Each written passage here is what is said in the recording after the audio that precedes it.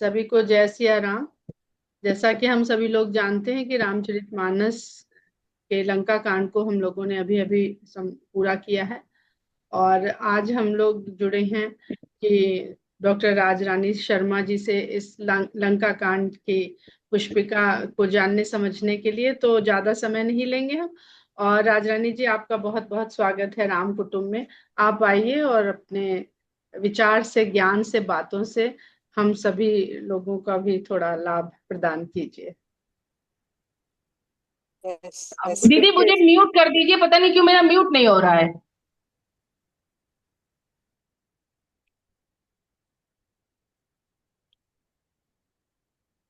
राम कुटुंब के इस पावन पटल को प्रणाम करती हूँ और इसकी बहुत लगन से चर्चा में जो रोज हम लोगों को स्नात करती है, ऐसी विनीता जी को बहुत बहुत प्रणाम और जय श्री राम। आप सबको जो मुझे सुनने की मुझे माने मेरी हिम्मत बढ़ाते हैं, आप सबको भी जय श्री राम। कितनी सुंदर चर्चा राम कथा की। एक बार धारा बह जाती है तो ऐसा लगता है कि उसी में हम लोग बने रहें और उससे ना निकलें। और यहाँ तक आते आते हम लोग लंका कांड तक आ गए। और जैसा कि आप लोगों को विदित है कि तुलसीदास जी ने अपने कांडों के नामकरण को, मैंने बताया था, एक दो तीन तरह से रखा है। स्थान के नाम पर भी रखा है, जैसे लंका कांड और अयोध्या कांड, है ना, किष्किंधा कांड, अरण्य कांड। ये स्थान के नाम पर हो गए, कुछ चरित्र के नाम पर रखे हैं, कुछ कथाक्रम के नाम पर रखे हैं। तो अभी हम लंका कांड की चर्चा करेंगे प्रभु की कृपा से, पवन पुत्र का स्मरण करके, श्री राम का स्मरण करके। जैसे कि पहले भी हम लोगों ने चर्चा की थी कि भगवान के ये जो रामचरितमानस है, जैसे मैंने बताया कि श्रीमद् भागवत को श्री कृष्ण का वांग्मय विग्रह कहा जाता है, वांग्मयी मूर्ति है। इसी तरह से रामचरितमानस श्री राम की वांग्मयी मूर्ति है, जो बहुत सारे कथाकारों ने लिखी। और ये हम लोग जो चर्चा कर रहे हैं तुलसी कृत वांग्मयी मूर्ति है। तो इसमें बाल कांड प्रभु पांव, अयोध्या कटि मन मोहे, उदर बनियो आरण्य, हृदय किष्किंधा सोहे, सुंदर ग्रीव, सुंदरकांड ग्रीव के समान है, ग्रीवा के समान। मुखार विंद लंका कह गायो, जहां दशानन आदि निशाचर सकल समायो। मस्तक उत्तरकांड शुच एहि विधि तुलसीदास मनु, आदि अंत लो देखिए श्रीमन मानस राम तन। आदि से अंत तक ये मानस का माने मानस माने रामचरितमानस भी, और मानसिक विग्रह है भगवान का। वांग्मयी, वांग्मयी माने साहित्य की प्रतिमा है भगवान की। तो ये माने कल्याण के रामायण अंक में गीता प्रेस में निकला था, मैंने संचित किया, आप लोगों से शेयर किया। प्रश्न ये है कि एक तो यही प्रश्न है कि पुष्पिका का हम क्यों वर्णन करते हैं। हमारा ये विशेष मत है भारतीय मानस का, भारतीय सनातन धर्म का, कि हम हर काम को अनुष्ठान पूर्वक करते हैं। तो अपनी चेतना को जागृत रखने के लिए हम उसको दृढ़ कर लेते हैं कि अब हमने ये कथा यहाँ पर संपन्न हुई। कल मैं संपन्न और समापन पर भी सोच रही थी। माने क्योंकि हम उससे संपन्न होते हैं, हमारी समृद्धि बढ़ती है, मानसिक समृद्धि, इसलिए हम उसे संपन्न कहते हैं, समाप्त नहीं कहते। समाप्त भी बहुत सुंदर शब्द है। आप तो माने जो तृप्त हो गया है वो समाप्त है। तो संपन्न जब होती है लंका कांड, तो माने एक तो ये स्थान के आधार पर रखा है, लंका में ही इतना विशाल राम रावण युद्ध हुआ। और जो ऐतिहासिक था, प्रश्न ये उठता है कि रावण, कुंभकर्ण, ये तो भगवान के वो थे, माने द्वारपाल थे। इनको मारने के लिए पूरी लीला नहीं रची गई है। ये तो भगवान चाहते जब उनको उनका संहार कर सकते थे। इसके निहितार्थ कुछ और हैं। इस युद्ध को बताने का वो जो उद्देश्य है वो अलग है। तो यहाँ पर पुष्पिका के द्वारा जो एक बात उसमें कही है कि अंत में, जैसे हर कांड के अंत में तुलसीदास जी कहते हैं विमल वैराग्य संपादन, ये उसमें कहा अयोध्या कांड में। और यहाँ प्रेम वैराग्य संपादन हो, यहाँ पर उन्होंने कहा है विमल विज्ञान संपादन। अब बताइए, युद्ध का विज्ञान है कि ये अपने आत्मा के उद्धार का विज्ञान है, ये क्या विज्ञान है इसमें। यहाँ इसको विज्ञान नाम दिया है विशेष रूप से। तो ये बहुत ध्यान देने वाली बात है। माने ये तो है ही कि समर विजय रघुवीर के चरित्र जे सुनई सुजान, विजय विवेक विभूत नित तिनहि दे भगवान। जैसे जो अंतिम वो बोलते हैं पुष्पिका का महात्म्य और फलश्रुति इस दोहे में भी है, और इसके पहले का जो छंद है उसमें भी है। पहले के छंद में कैसे, अब कुशल पद पंकज बिलोक विरंच शंकर से विजय, सुखधाम पूरन काम राम राम नमामि ते। ये भी है। और दूसरा छंद का दूसरा जो भाग है वो ये है कि यह राव नारी चरित्र पावन राम पद रति प्रद सदा। राम पद, राम के चरणों में रति प्रेम देने वाला है सदा सर्वदा के लिए। कामादिहर विज्ञान कर, मैंने कहा ना विज्ञान को उन्होंने बहुत हाईलाइट किया, इसमें अग्र प्रस्तुत किया है। सुर सिद्ध मुनि गावही मुदा, मैंने प्रसन्न होकर सुर सिद्ध और मुनि तीन लोगों का उन्होंने यहाँ वर्णन किया है। ये हमें ध्यान देने की बात है।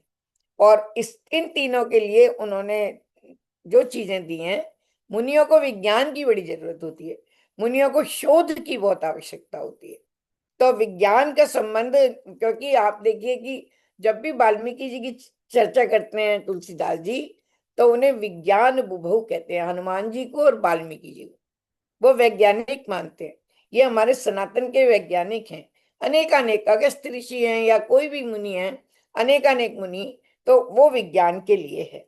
तो विशेष रूप से यहाँ विज्ञान कर, और विशेष उन्होंने जो कहा है विज्ञान संपाद विमल विज्ञान संपादनो, ये उन्होंने बताया। नाम षष्ठ सोपान समाप्त। अब प्रश्न उठता है आरंभ भी नाम जब से प्रारंभ हुआ। बार बार वो कहते हैं कि मैंने पहले बताया था कि उसमें 16 नाम एक साथ लिए थे स्तुति में, जो भगवान की 16 कलाओं के प्रतीक थे। अब हम लोगों ने आपस में चर्चा की थी, जो आरंभ वो था हमारा मैंने मंगलाचरण में ये चर्चा की थी। तो नाम स्मरण से यहाँ पर, क्योंकि उद्धार जो होना है वो नाम जप से ही होना है। जितने भी हमारे ज्ञानी ऋषि मुनि सिद्ध हैं, नाम जप पर बहुत महत्व देते हैं। और यहाँ अंत में भी उन्होंने राम नमामि ते 2 बार उन्होंने कहा है। तो बहुत सुंदर उन्होंने राम के उसका चित्त का भाव यहाँ पर अपना स्पष्ट किया है। अब प्रश्न उठता है कि कैसे उन्होंने इसका महात्म्य बताया है। यह रावणादि चरित्र पावन, अब जानबूझकर उन्होंने रावण के शत्रु को बताया है। वह रावण जिसका संहार इंद्र आदि देवता भी नहीं कर पाए थे, बड़े से बड़े बलिष्ठ। इंद्र की तो चलती ही क्या है, स्वयं विष्णु नहीं कर पाए थे। राम विष्णु के अवतार हैं, लेकिन विष्णु अवतार में वो रावण का वध नहीं किया उन्होंने, और राम अवतार उन्हें लेना पड़ा विशेष रूप से रावण के वध के लिए। तो रावणादि उन्होंने कहा है राम के लिए। रावण के शत्रु हैं, और रावण रुलाने वाला तो उसके शत्रु है, अर्थात भगवान सबको मुस्कान देते हैं। और चरित्र पावन, ये रावण का चरित्र पावन नहीं, रावण के शत्रु का, राम का चरित्र पावन है। ये नकारात्मकता से उसका अर्थ निकलता है। और कैसा है ये, राम पद रति प्रद सदा, राम के चरण में। जब भी हम फलश्रुति की बात करते हैं तो तुलसी एक ही चीज मांगते हैं कि राम चरण जन्म जन्म रति राम पद, जन्म जन्म रति राम पद, बारंबार ये मानस में ये आता है। तो ये उन्होंने कहा है। फिर कामादिहर विज्ञान कर, सुरसिद्ध मुनि गावही मुदा। माने क्या 3 चीजें हैं इसमें, क्या देते हैं फलश्रुति में। काम आदि को, काम जो षड विकार है हमारे, काम क्रोध मन मोह लोभ, उनका ये हरण करती है कथा। विज्ञान कर, अब विज्ञान में मैं अपना मौलिक चिंतन आपको बताती हूँ। केवल विज्ञान साइंस नहीं है कि जिसमें हम चीजों का संग्रहण करते हैं, परीक्षण करते हैं, ऑब्जर्वेशन करते हैं और रिजल्ट पे पहुंचते हैं, वो केवल विज्ञान नहीं है। जो अंतस की कामादि से लड़ना है, ये भी एक मनोवैज्ञानिक सत्य है। ये बहुत बड़ा विज्ञान है, ये बहुत बड़ा। हम बाहर की लड़ाई जीत सकते हैं, अंदर की लड़ाई जो जीत लेता है उसमें बहुत बड़ा विज्ञान काम करता है। इसलिए यहाँ विज्ञान का है। जितना राक्षस संस्कृति थी, जितने रावण का वंशज थे, सबको लड़ने में भगवान ने 13 वर्ष की तपस्या लगा दी। 13 वर्षों की। हमें लगता था कि वो वन में रह रहे हैं, अरण्य में रह रहे हैं, संतों की संगति कर रहे हैं। वो चिंतन मनन, साधु से संगति का सेवन और टेक्निक, उसको ध्या रहे थे। क्योंकि भगवान का तो लक्ष्य एक ही रहता है, बेशक वो मुस्कुराते रहे, लेकिन वो अपने लक्ष्य पर अटल हैं। तो ये विज्ञान उन्होंने उसमें खोजा। ऐसा विज्ञान सुर सिद्ध मुनि गावहीं, जिनको सुर और सिद्ध और मुनि प्रसन्न होकर गाते हैं। तो कहने का तात्पर्य यह है कि माने विशेष रूप से इसमें निषाद से अंत में भेंट दिखाई है, समरसता। अंत में वो किससे कहते हैं? निषाद से भेंट करते हैं राम। माने इतने देवता आ गए, स्तुति करके चले गए, फिर अंत में निषाद से भी उन्होंने पास में बिठाया है और कृपा उससे उसकी कुशल पूछी है। तो इस प्रकार से लोक वेद सब भांति नीचा, जा सुछाह छुई ले ही सींचा। वो निषाद जो लोक वेद सब में ही नीच है। मैंने नीच कहने से मतलब है कि अंत्यज है, या आज के संदर्भ में अगर हम ये कहें तो समरसता का सिद्धांत यहाँ प्रतिपादित किया है। और कैसा मतलब आपको लगेगा कि ये प्रसंग क्यों आया। अब यहाँ पर विशेष बात है कि सुर सिद्ध मुनि 3 नाम दिए गए हैं। तो सुर विषयी होते हैं, इन्हें ज्ञान नहीं पाता, अतः इनके लिए कामादि हर कहा। जो देवता होते हैं वो विषयी होते हैं, तो उनको काम आदि हरने के लिए कहा फलश्रुति में। और इंद्रन सुरन ज्ञान सुहाई, विषय भोग पर प्रीत सदाई। और सिद्धों को राम की रति पदों में रति चाहिए, रामचरण में प्रेम चाहिए। सिद्ध व्यक्तियों को, सिद्ध का एक ही है कि वो साधना का फल क्या मानते हैं कि रामचरण में रति हो, तो उनके लिए ये कहा। और मुनियों के लिए विज्ञान कर कहा। 3 फल हैं, 3 नाम दिए हैं और 3 ही काम दिए हैं। तो ये हमारी फलश्रुति है। माने मुनियों के लिए, देवताओं के लिए देवता आए स्तुति करने, वेद आए स्तुति करने, और ऋषि मुनि आए स्तुति करने। तो ये यहाँ पर उनकी विशेषता है। इस प्रकार से और विशेष रूप से क्या है कि काम क्रोध आदि का कौन संहार करेगा? श्री सीता जी। तो विनाश करके उनको, माने उनकी स्तुति बालकांड में की गई, तो यहाँ पर उसी की तारतम्य लगाया गया है। और राम जी की कृपा से पदरति होगी। पदरति के लिए और राम के चरणों में प्रेम से स्वांत सुखाय की प्राप्ति होती है। स्वांत सुखाय जो मानस का परम लक्ष्य है, उसकी प्राप्ति होती है। 2 बार महात्म्य कहा है उन्होंने, एक तो दोहे में और एक छंद में। दोहे में भी कहा है, जो अंत में जो दुआ है, समर विजय रघुवीर के चरित जो सुनई सुजान, ये महात्म्य। और छंद में, आधे छंद में, यह रावणारी चरित्र पावन राम पद, माने ये वाला जो हिस्सा है 2 लाइन, ये भी महात्म्य। तो कहने का मतलब क्या है? 2 बार महात्म्य कहने का कि परम पारलौकिक फल जो है वो इस प्रकार से ये राम काव्य है। छंद में शिवादि वक्ता की तरफ से, और दोहे में दैन्य घाट माने तुलसी की तरफ से। छंद में शिवादि माने जो शिव कथा सुनाते हैं ना, बार बार लंका कांड में शिव पार्वती बार बार आते हैं, जो अयोध्या कांड में एक जगह भी नहीं आए हैं, सुंदर कांड में एक आध जगह आए हैं। आप देखिए, ये भी एक बहुत बड़ा प्रश्न है कि कहाँ कहाँ कितनी बार शिव पार्वती मुखर हुए हैं। तो लंका कांड में वो आते हैं बार बार, सुंदर कांड में भी हम देखते हैं।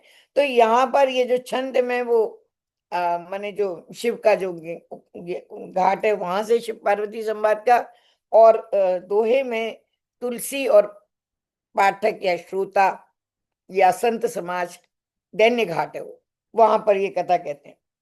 और समर माने किस किस से समर हुआ? संपूर्ण राक्षस कुल से। समर विजय रघुवीर के संपूर्ण राक्षस कुल से जो संपर्क हुआ, माने युद्ध हुआ, तो उन विजय किस पर? विषयों पर। केवल राक्षस कुल पर नहीं, विषयों पर भी विजय प्राप्त है। और विजय, विवेक, विभूति 3 फल मिलते हैं। तो विषयों वाले को विषयों को विभूति, साधक को विवेक, माने जो देवता हैं उनको विभूति, साधक को विवेक, और सिद्ध को संसार रिपु को विजय देने वाला फल मिलता है, ऐसा कहा गया है। और इस प्रकार से माने हम देखते हैं कि तीन चीजों को यहाँ पर केंद्रित किया गया है। अब वो राक्षसों की बात नहीं करते, अद्भुत है लंका कांड अगर देखें तो। उसको मैंने बताया, जो छंद मैंने पढ़ा था शुरू में, उसमें लंका कांड को मुख कहा गया है, क्योंकि जितने राक्षस हैं माने उनमें सब तो नहीं, पर जिन्होंने साधना की, जिन्होंने मांगा, और रावण ने स्वयं मांगा कि अगर भगवान ने अवतार लिया है तो मैं जाकर उनके हाथ से ही करूंगा, मुक्ति चाहूंगा। तो रावण भगवान के मुख में समा जाता है, कुंभकर्ण भगवान में तेज में लीन हो जाता है। आप देखिए, तो ये बहुत बड़ा एक विज्ञान है।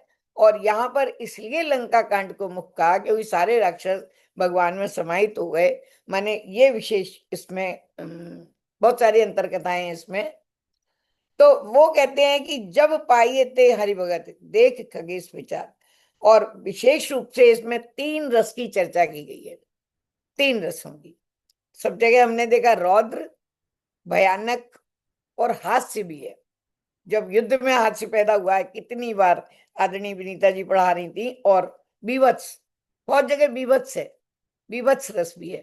जो युद्ध का वर्णन है वो बीभत्स रस है, देखकर ही आपको माने ऐसा लगेगा, जुगुप्सा होने लगती है। बीभत्स का जो स्थायी भाव है वो जुगुप्सा है, घृणा। और रौद्र तो है ही, क्रोध जहाँ होता है वह रौद्र होता है, और जहाँ भय लगता है मायावी रूप से, और ये भयानक रस है। और हास्य रस बहुत, हनुमान जी हास्य पैदा करते रहते हैं। भगवान भी मुस्का मुस्का के हास्य नहीं पैदा करते, लेकिन आप उस परिस्थिति को हल्का कर देते हैं बारंबार। तो तीन प्रकार के इसमें रस हैं। विमल विज्ञान संपादन इसकी फलश्रुति है। माने इसको पढ़ने से हमारे हृदय में ऐसा विज्ञान उत्पन्न होगा, संपादित होगा, जिससे हम राम के चरणों में प्रेम दृढ़ कर सकते हैं, ऐसा। और ये भी आशा जगती है, जब समस्त राक्षस कुल जो इतने विषयी थे, जब उनका उद्धार भगवान ने अपने में लीन कर लिया, ऐसा परम पद दिया जो मुनि मुनि भी चाहते हैं, तो ऐसा आश्वासन मिलता है कि हमारे विषयों के जो भी हमारे अपराध हैं उन्हें भगवान भूलकर हम पर भी ऐसी कृपा करेंगे। इसलिए इसमें विज्ञान संपादन ये कहा गया है। और माने विशेष रूप से दुष्टों का वध सुनने से हमारे पाप नष्ट होंगे। दुष्टों के वध की कथा सुनना भी अपने आप में पाप नष्ट करने का एक कारण है। और प्रभु के मुख से कहे हुए तत्व के वाक्यों के श्रवण से ज्ञान और विवेक होगा। कितना सुंदर वो छंद है, संसार माहे पुरुष त्रिविध पाटल रसाल पनस समा, एक करही करही कहीं अपर, एक करही कहत न लाजही। बहुत सुंदर है, हम लोगों को वो हमेशा याद रखना चाहिए। भगवान कहते हैं केवल करो, कह के बात मत बनाओ। तीन प्रकार के लोग हैं, और आम और पाटल और पनस माने कटहल के बराबर के, कटहल में केवल फल लगता है, आम में मंजरी और आम फल दोनों लगते हैं, तो ये पाटल में केवल फूल लगता है। तो तीनों की उपमा बहुत सुंदर सुंदर ऐसे राम जी के वाक्य। अब आप देखिए, जो अद्भुत रथ है, जो रथ का जो रूपक है कि किस रथ से जे जय हो सुचंदन आना, सौरज धीरज तेज चाका। अब ऐसे ऐसे प्रसंग हमें लंका कांड जैसे युद्ध के भरे हुए उसमें देखने को मिलते हैं। एक मुझे वो प्रसंग बहुत अच्छा लगता है, तुरंत विभीषण पाछे मेला, सन्मुख राम सही सोई सेला। आप सोचिए विभीषण की शरणागति ने क्या कमाल कर दिया। वो विभीषण जो रावण के सामने खड़ा भी नहीं हो पाता था, लात खा के आ गया था, वो विभीषण और रावण के सामने लड़ने को पहुंचा।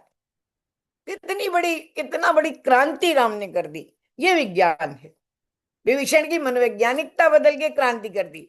वो विभीषण का भय उन्होंने खत्म कर दिया, और रावण के सामने विभीषण को खड़ा होने की शक्ति मिल गई। वरना कहाँ रावण, कहाँ विभीषण, हमेशा वो पामर प्राणी की तरह जीते रहे। लेकिन जब उन्होंने हनुमान जी का मंत्र माना, और जब लंकेश्वर होने का उन्हें विश्वास हो गया, और राम जिसके पीछे खड़े, सन्मुख राम सहत सोई सेला, रावण ने जो शक्ति छोड़ी वो राम ने अपने हृदय पर ली। इतने बड़े भक्त वत्सल प्रभु हैं। तो ये बहुत हमें मिलता है, और विभूति को प्राप्त हुए और विवेक मिला। सब प्रकार के मोह पर विजय प्राप्त होती है।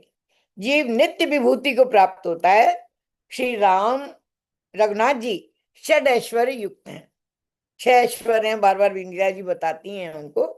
और भगवान होने का मतलब ये है कि 6 ऐश्वर्य हैं उनके, और वे क्या नहीं दे सकते, जिसकी जो इच्छा होती है वो देते हैं।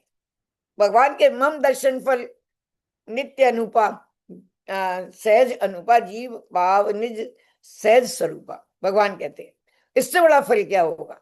इससे बड़ा कोई फल ही नहीं है। अगर हम अपना स्वरूप हमें मिल जाए याद करने को, विजय नहीं चाहिए। अगर हमें अपना स्वरूप याद आ जाए, स्वरूप क्या है? ईश्वरंश जीव अविनाशी, चेतन अमल सहज सुख राशि। भगवान कहते हैं कि तुम मुझे भूल सकते हो, मैं तुम्हें कभी नहीं भूल सकता। इससे बड़ी आश्वस्ति, इससे बड़ी करुणा और कोई नहीं हो सकती। इतनी बड़ी गारंटी उन्होंने दे रखी है, तो वो हमको मिलती है। और वाल्मीकि रामायण में बहुत ज्यादा है, इसमें मैं उसकी चर्चा नहीं करूंगी। कुटुंब वृद्धि, धनधान्य वृद्धि, उत्कृष्ट स्त्री, उत्तम सुख और पृथ्वी पर समस्त अर्थ सिद्धियां प्राप्त होती हैं लंका कांड को सुनने से। बहुत सारे सामासिक पद हैं वाल्मीकि रामायण में, तो यहाँ उनकी चर्चा करना माने कोई जरूरी नहीं है। कितनी सारी बातें हमें इसमें देखने को मिली। और मलायतन कहा है, माने ये जो कलयुग है, तुलसी बार बार कहते हैं कि उन्होंने कहा है कि यह कलिकाल मलायतन, दो दोहे हैं इसमें। मन कर देख विचार, श्री रघुनाथ नाम तज नाहिन आन आधार। तुलसी का नाम का ही अवलंब है तुलसी के पास। तो वो अपने युग को उंगली निर्देश करते हैं, अपने युग को, माने राम के युग को नहीं, अपने युग को, कि हम कलयुग में जी रहे हैं। यह कलिकाल मलायतन, माने ये षड विकारों की धरती है, माने ये युग है। और यहाँ पर केवल नाम, राम नाम से ही हम बेड़ा पार कर सकते हैं। और विशेष रूप से उन्होंने बालकांड में तो बहुत कहा है कलयुग के बारे में, उत्तरकांड में भी पूरा उन्होंने भविष्य पुराण का कलयुग वर्णन दिया हुआ है, जो अभी विनीता जी आप लोग चर्चा करेंगे। कल केवल मल मूल मलिना, पाप निधि जन्मन मीना। पाप का समुद्र है कलयुग में, और जन्मन हम लोग मछली हैं, बिना उसके आनंद ही नहीं आ रहा हमको पाप में तैरने के बिना, ऐसा कहते हैं बालकांड में। तो विशेष रूप से उन्होंने नित्य जुग धर्म होए सब केरे, हृदय राम माया के प्रेरे, शुद्ध सत्व समता विज्ञाना, कृत प्रभाव प्रसन्न मन जाना है। कृतयुग में सब प्रसन्न रहते हैं, और माने उसमें जो वो होते हैं धर्म के जो कार्य हैं वो हम कर सकते हैं। सत्य बहुत रज कछुरति करिमा, और द्वापर में बहुत ज्यादा रजोगुण है। बार बार विनीता जी इन युगों की चर्चा करती हैं, ये पृष्ठ पेषण हो जाएगा। और सब विधि सुख त्रेता कर धर्म, और त्रेता में सब प्रकार का सुख प्राप्त हो। इस प्रकार से मानस में ये छंद दिया है, मैंने नोट किया था। बहुरज स्वल्प सत्व कछु तामस, द्वापर धर्म भय मानस, तामस बहुत रजोगुण थोरा, कल प्रभाव विरोध चौ हो रहा। और कलयुग में क्या है कि तामस बहुत है और थोड़ा सा रजोगुण है, सत्व तो ढूंढे नहीं मिलता। ये कलयुग का प्रभाव है। तो इस प्रकार से उन्होंने श्री रघुनाथ नाम, सीता लक्ष्मण भरत और शत्रुघ्न, माने ये एक विशेष बात है। जैसे रघुवर कहने से राम और लक्ष्मण दोनों का इंगित मिलता है, ऐसे ही श्री रघुनाथ कहने से राम लक्ष्मण सीता भरत और शत्रुघ्न पांचों का नाम आ जाता है, ऐसा मैंने पढ़ा। मैंने पांचों का स्मरण करने का फल हमें मिलता है। तो धर्म का माने धर्म सवै कल काल ग्रसे, जब जोग विराग लजीप पराने, चहु जुग चहु श्रुति नाम प्रभाव, कल विशेष नहीं आन उपाऊ, ऐसा बालकांड में कहा है। तो विशेष कहने का तात्पर्य केवल यही है, समय भी हो रहा है, विशेष कहने का तात्पर्य यही है कि यहाँ पर जो युद्ध है उसके विज्ञान को समझने की चेष्टा की। न केवल रावणों का कायिक माने राक्षसों का कायिक वध ना करके प्रवृत्ति का वध किया, और प्रवृत्ति का वध किया इसलिए समस्त कुल का संहार कर दिया। जो दुष्प्रवृत्तियां, उनके कुल का संहार करना ही ईश्वर का एक लक्ष्य संधान है, दुष्प्रवृत्तियों का। तो विशेष यहाँ पर विज्ञान का है, उसमें बहुत सारे विज्ञान हैं। वो किस प्रकार से विभीषण को शक्ति दिया उसका विज्ञान है, पायनी भक्ति दिया उसका विज्ञान है, शरणागत वत्सलता का विज्ञान है, कृपा का विज्ञान है। रावण को अपने हृदय में बसा लिया भगवान ने, तो आता है मानस में बारंबार। और ना केवल ये, बल्कि रावण के जैसे ही अंत होता है तो वो कहते हैं कि विभीषण जाओ, सारे नित्य माने जितने भी हमारे संस्कार है उनके वो करके आओ, क्रिया कर्म करके आओ, ऐसा कहते हैं। राक्षसों का भी पूरा सत्कार भगवान करते हैं मृत्यु उपरांत। तो ये बहुत सारी बातें हैं जो राम के आचरण हमें सिखाते हैं युग युगों के लिए। तो फलश्रुति बहुत सुंदर है इसकी कि लंका कांड केवल युद्ध नहीं है, लंका कांड आचरण शास्त्र भी है और नीति भी है, इसमें विज्ञान भी है। और इसको पढ़ने से क्या होगा, हमें विशेष रूप से 3 चीजें मिलेंगी जो मैंने आपको बताया: विजय, विवेक, विभूति। समर विजय रघुवीर के, विजय, विवेक और विभूति, 3 चीजें हमें प्राप्त होंगी। नित्य तिनहि देहि भगवान, भगवान उनको 3 चीजें देंगे।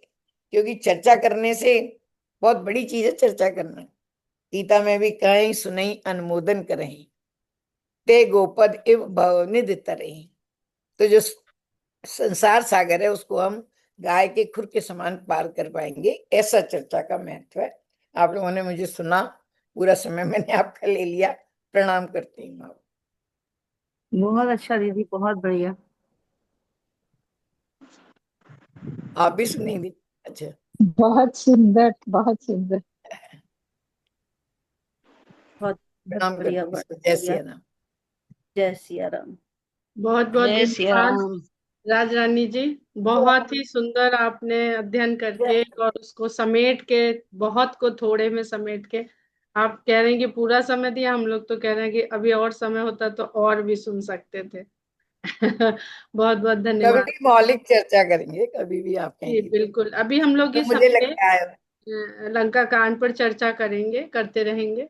और सभी से निवेदन है कि जो जो भी आपके प्रश्न है, जिज्ञासा है या कोई विचार है, भाव है, उसको आप लोग जरूर यहाँ पर साझा करिए सबके साथ। उससे अभी राज रानी जी ने कहा ना कि चर्चा का महत्व है। कल हम लोगों ने एक चर्चा देखी जो मेघनाद के ऊपर हुई और उससे कितना कुछ समझने को कल मिला।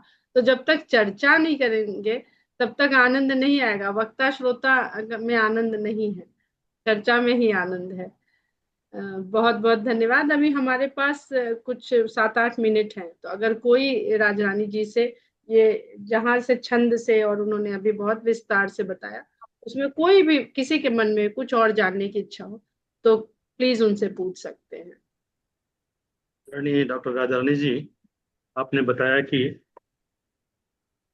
विष्णु जी ने अवतार लिया था राम का, रावण को और कुंभकर्ण का वध करने के लिए। लेकिन रावण और कुंभ का ही बताया, रावण कुंभकर्ण उनके द्वारपाल थे, जय और विजय।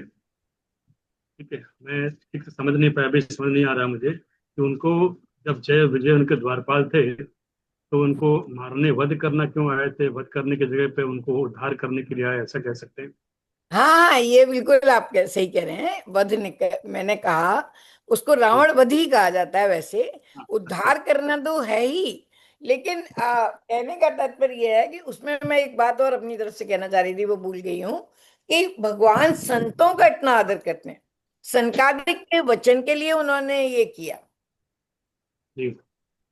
जो सनकादिक को जो ने रावण का, जो जय विजय ने उनका अपराध किया, उद्धार भी कह सकते हैं, पर रावण आदि कहा गया है। तो ऐसा नहीं है कि रावण उद्धारक, ऐसा नहीं है, वो खुद ही हरि कह रहे हैं, शत्रु। तो उसका देखिए, हत्या और वध में अंतर है। हत्या माने जो मेल इंट्यूशन से की जाती है वो हत्या है, और वध हमेशा आप देखिए कि राक्षसों का वध किया जाता है। ये शब्द के मर्म को हमें समझना पड़ेगा। तो वध करना मतलब लोक के उपकार के लिए है। उद्धार तो किया ही, मैंने बताया ना कि कितना उन्होंने अपने तेज में उसको समाहित कर लिया, सारूप्य मुक्ति दे दी। ठीक। आप बताइए, सारूप्य मुक्ति हम। बहुत मैंने, और रावण ने भी मैंने बहुत डेलिबरेटली जानबूझकर उन्होंने कहा कि अगर भगवान ने अवतार लिया है तो मैं जाए बैर हट करूं, प्रभु सर प्राण तजे भव तरंग, इस तरह में भूल रही चौपाई। तो वो इस तरह उन्होंने, रावण ने अपने एकांत में अपने आप को कहा था ये बात कि अगर भगवान ने अवतार लिया है, खर दूषण मोहि संबलवंता, तिनहि को मारे बिन भगवंता, जो रघुवंश लीन अवतारा, भगवान ने अगर रघुवंश में अवतार लिया है प्रभु ने, तो मैं जाए बैर हट करूं, जबरदस्ती बैर करूंगा। क्योंकि एक और बात मैंने पढ़ी है, बता रही हूँ आपको, जितने भी रिश्ते हैं तो उनमें जो शत्रुता का रिश्ता है वो बड़ा प्रगाढ़ रिश्ता होता है, प्रगाढ़ संबंध होता है। क्योंकि व्यक्ति आप माने मित्र को इतना याद नहीं करेगा, जिससे दुश्मनी हो जाएगी उसको फिर वो नहीं भूलता। मैं उसको मजा चखाऊंगा, मैं उसको आनंद वो करूंगा, उसको बदला लूंगा। पूरी प्रोजेक्ट पूरा मारीच से लेकर अंत तक रावण उसी में लगा रहा अपने बैर को सिद्ध करने में। तो वध माने इस तरह कोई निगेटिव शब्द, इस तरह ऐसे तो निगेटिव है, लेकिन वध कहा जाता है राक्षसों के लिए, हत्या नहीं कहा जाता है ऐसे। तो रिकॉर्डिंग तो दूषण बंद कर रहे हैं, रिकॉर्डिंग बंद कर रहे हाँ हैं, क्योंकि फिर अचानक से बंद होता है। तो सभी से जय सिया राम। आज के प्रसंग को जय यही श्री राम। पूरा करते हैं।